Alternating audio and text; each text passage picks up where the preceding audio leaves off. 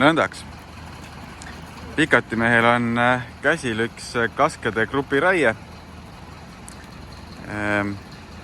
Näha on, et viimane grupiliige on veel püsti ja külge on paigaldatud talle siis köis, millega me siis tõmbame ta pingesse õigele poole.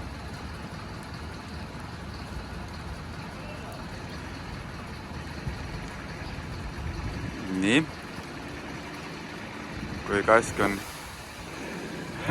kenasti pingesse tõmmatud, läheb saemees sinna alla ja langetab ta ära.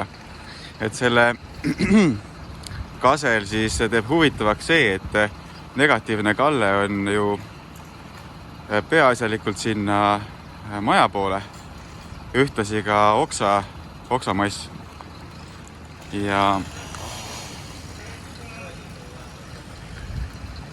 Ja see on palju kiirem lahendus.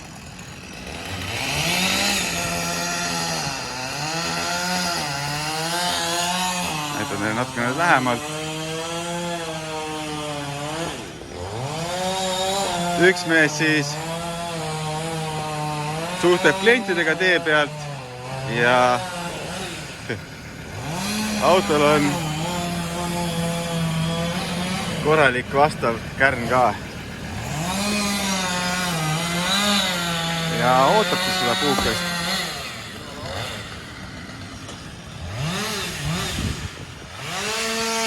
Sealt on siis ka tee natukeseks ajaks blokeeritud.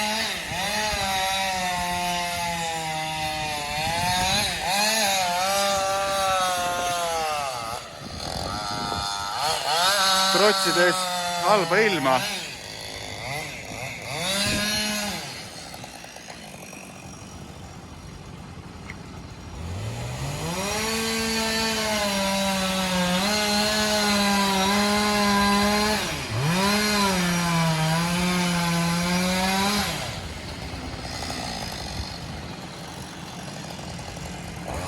räägin veel siia juurde siis, et selliseid puid tõmmates siis tõmbama peab täpselt risti vastupidises suunas, kuhu see puu kaldu on.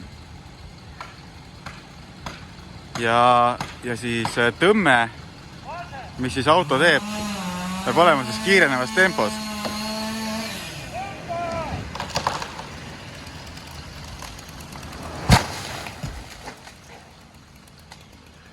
Selleks, et mitte seda köit puru tõmmata.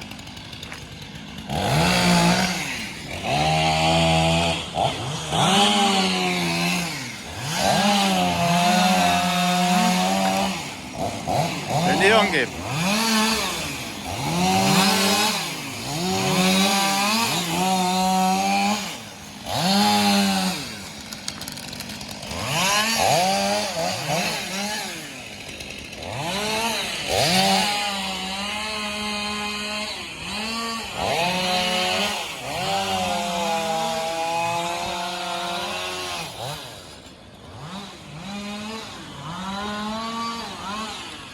Pideriba on ka selline, nagu õige ikkagi on. Maja on kenasti puutumata.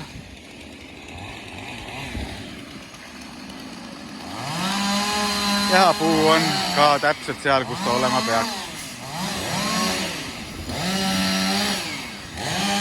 Igal juhul saame kohe selle tee pealt ära ja ongi super luks.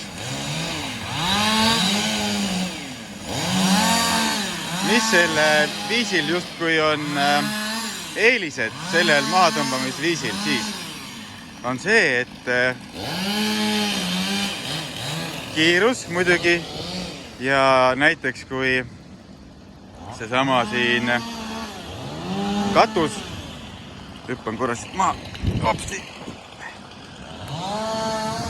Katus ja inimese siin aed, alates sellest, et kui palju lendab ülevalt saepuru, kui tõstuki pealt seda puud siis võtta ja kuna puu on praegu ka üsnagi libe, siis on üsna lihtne näiteks käte vahelt, et see puu osa sektsioon sult nagu lahti libiseb ja ikkagi võib alla tulla.